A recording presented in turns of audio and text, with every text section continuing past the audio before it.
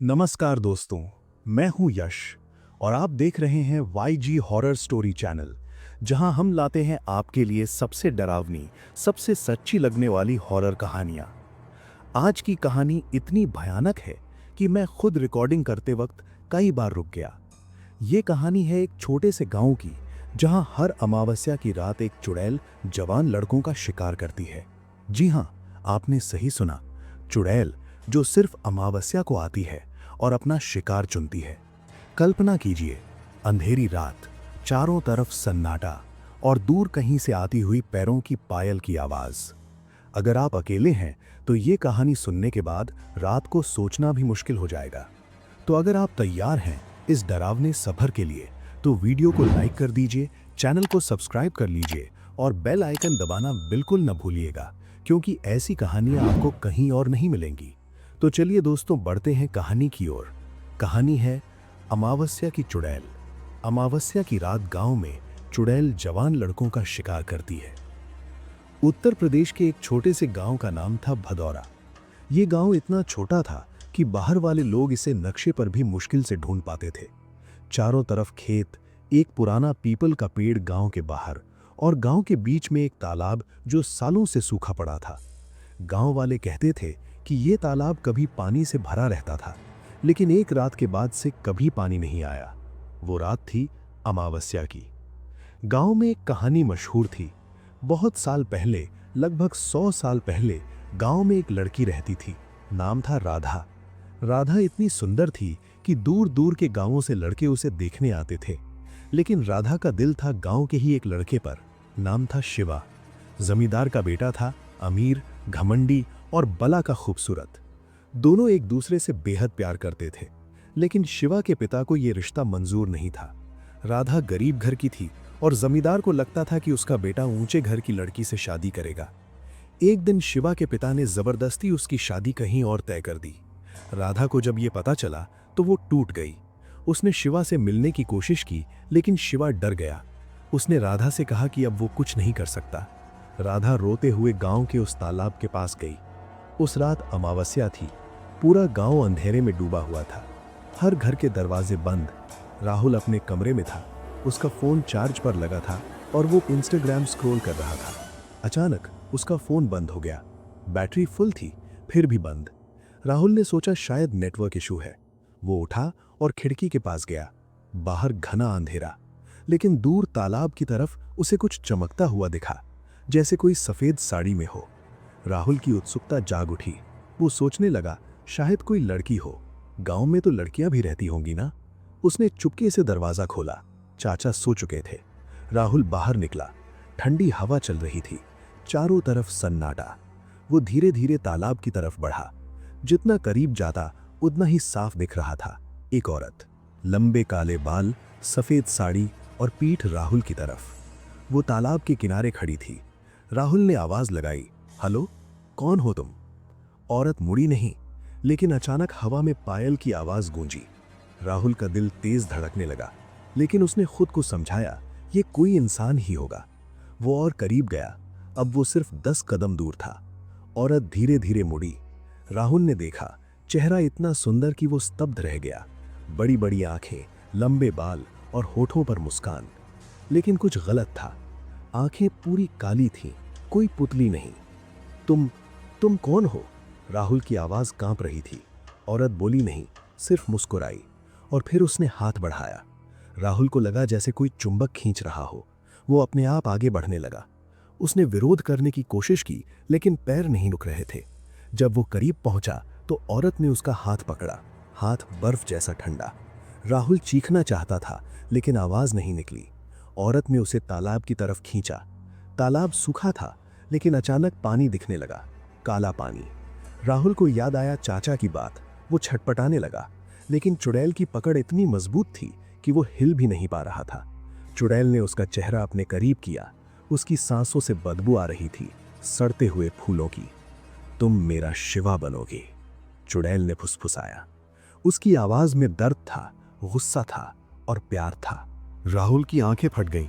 उसने देखा कि चुड़ैल के पैर उल्टे थे। अब उसे यकीन हो गया। वो भागना चाहता था, लेकिन शरीर साथ नहीं दे रहा था। चुड़ैल उसे तालाब में ले गई। और फिर अंधेरा। अगली सुबह गांव वालों ने राहुल का शव तालाब के पास पाया। आंखें खुली हुई, चेहरा सफेद और गले पर गहरे निशान, ठीक वैसे ही जैसे पहले वाले लड़के। चाचा रोते हुए बोले, मैंने कहा था ना, अमावस्या की चुड़ैल कोई मजाक नहीं है। गांव वाले आज भी कहते हैं कि हर अमावस्या को राधा लौटती है अपना शिवा ढूंढने, और अगर कोई जवान लड़का बाहर निकल गया तो वो फिर कभी वापस नहीं आता। लेकिन दोस्तों, कहानी यहीं खत्म नहीं होती। राहुल की मौत के बाद गांव में कुछ अजीब होने लगा। लोग कहते हैं कि चुड़ैल अब संतुष्ट नहीं थी। पहले वो सिर्फ एक शिकार करती थी, लेकिन राहुल के साथ कुछ अलग हुआ। राहुल शहर का लड़का था। उसने चुड़ैल को छूने की कोशिश की थी, उसने विरोध किया था। शायद इसी वजह से राधा की आत्मा और क्रोधित हो गई। राहुल की लाश मिलने के अगले दिन से गांव में अजीब अजीब घटनाएं शुरू हो गईं। सबसे पहले तो तालाब, जो सालों से सूखा था, उसमें रातों रात पानी आ गया। काला, गहरा और बदबूदार पानी। गांव वाले डर गए। कोई तालाब के पास जाना भी नहीं चाहता था। लेकिन बच्चे, जो डर को नहीं समझते, वे दूर से देखते और कहते, देखो, पानी में कोई सफेद साड़ी तैर रही है। राहुल का अंतिम संस्कार हुआ। उसके माता पिता शहर से आए, रोते चीखते। चाचा ने उन्हें सब बताया, लेकिन वे माने कैसे? पुलिस आई। पुलिस वालों ने कहा, यह हत्या है, गले के निशान देखो, किसी ने गला घोंट दिया। लेकिन गांव वालों को पता था कि पुलिस कुछ नहीं कर पाएगी। पहले भी 5 केस आए थे, सब बंद हो गए। कोई सबूत नहीं, कोई गवाह नहीं। राहुल की मां ने गांव में 1 सप्ताह रुकने का फैसला किया। वे कहती थी, मेरा बेटा खुदकुशी नहीं कर सकता, वो इतना बहादुर था। चाचा ने बहुत समझाया कि यहां मत रुको, लेकिन वे नहीं मानी। वे राहुल के कमरे में सोतीं, उसके कपड़े सूंघतीं और रात भर रोतीं। एक रात अमावस्या से ठीक 1 हफ्ते बाद राहुल की मां अचानक चीखी। चाचा दौड़ कर गए। मां बिस्तर पर बैठी थीं, आंखें फटी हुईं। बोली, वो आया था, राहुल आया था, लेकिन उसकी आंखें काली थीं। वो बोला, मां, मुझे ठंड लग रही है, तालाब में बहुत ठंड है। चाचा का कलेजा बैठ गया। वे समझ गए कि अब चुड़ैल ने राहुल की आत्मा को भी अपने साथ जोड़ लिया है। अब वो अकेली नहीं थी। धीरे धीरे गांव में और घटनाएं होने लगी। एक रात गांव के मुखिया का बेटा, जो सिर्फ 17 साल का था, आधी रात को घर से निकला। सुबह उसका शव नहीं मिला, सिर्फ उसके जूते तालाब के किनारे पड़े थे और पानी में लहरें उठ रही थीं, जैसे कोई नीचे से खींच रहा हो। फिर एक दिन गांव की एक लड़की, नाम था प्रिया। प्रिया राहुल को देखा करती थी जब वो आया था। शहर का लड़का, हैंडसम, सब लड़कियां फिदा थीं। प्रिया को राहुल पसंद था। राहुल की मौत के बाद प्रिया उदास रहने लगी। एक शाम वो तालाब के पास गई, अकेली। वहां बैठकर रोने लगी। अचानक उसे लगा कोई पीछे खड़ा है। उसने मुड़कर देखा, राहुल खड़ा था। वही चेहरा, वही मुस्कान, लेकिन आंखें काली। प्रिया डर गई, लेकिन राहुल ने कहा, प्रिया, मुझे बचाओ, वो मुझे अंदर ले गई है, मुझे बाहर निकालो। प्रिया रोते हुए बोली, राहुल, तुम तो मर चुके हो। राहुल हंसा। उसकी हंसी में कुछ अजीब था। फिर वो पानी की तरफ चला। प्रिया ने उसे रोकने की कोशिश की। उसने राहुल का हाथ पकड़ा। हाथ ठंडा था, बर्फ जैसा। अचानक पानी से एक और हाथ निकला, सफेद साड़ी वाला। उस हाथ ने प्रिया को खींचा। प्रिया चीखी, लेकिन कोई सुनने वाला नहीं था। अगली सुबह प्रिया का शव मिला, लेकिन इस बार कुछ अलग था। उसके गले पर निशान नहीं थे। उसका चेहरा शांत था, जैसे सो रही हो, और उसके हाथ में राहुल की घड़ी थी। गांव वाले अब पूरी तरह डर चुके थे। उन्होंने फैसला किया कि तालाब को पाट देंगे।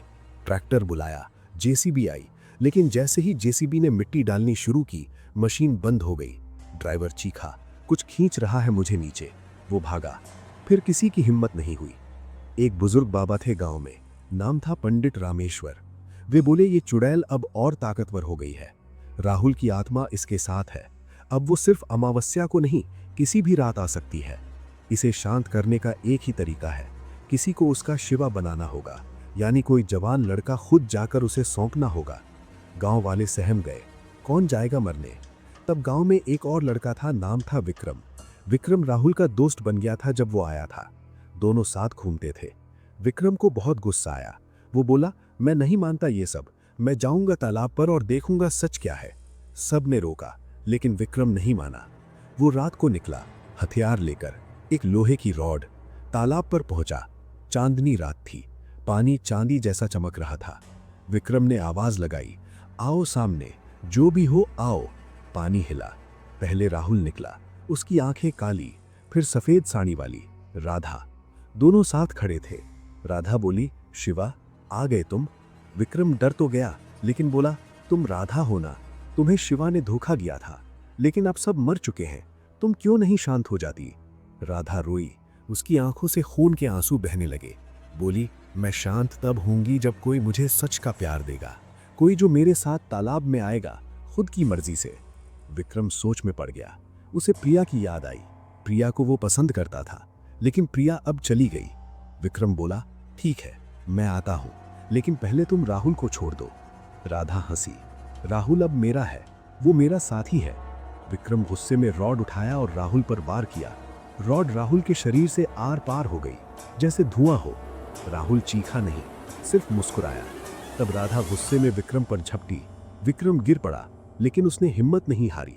वो पानी में कूद गया। बोला, ले आ मुझे, मैं तेरा शिवा बनूंगा। राधा रुक गई। उसने विक्रम को देखा। विक्रम की आंखों में डर नहीं था, सिर्फ दया थी।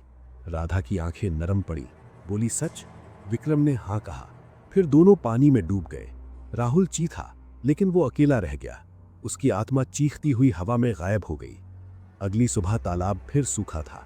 राहुल का शव नहीं मिला, न राधा का कोई निशान। गांव वाले हैरान थे। तब से भदोरा गांव में अमावस्या की रात भी शांत बीतती है। कोई चुड़ैल नहीं आती। लोग कहते हैं कि विक्रम ने राधा को वो प्यार दे दिया जो शिवा नहीं दे पाया। दोनों साथ हैं अब तालाब के नीचे। लेकिन कभी कभी बहुत रात गए अगर कोई तालाब के पास से गुजरे तो उसे पायल की आवाज सुनाई देती है, और दो लोगों की हंसी, खुशी की हंसी। शायद राधा को आखिरकार अपना शिवा मिल गया। तो दोस्तों, कैसी लगी आपको ये कहानी? अगर कहानी आपको अच्छी लगी हो तो कमेंट में ज़रूर बताइए। आपका एक कमेंट हमें और भी डरावनी कहानियां लाने की ताकत देता है।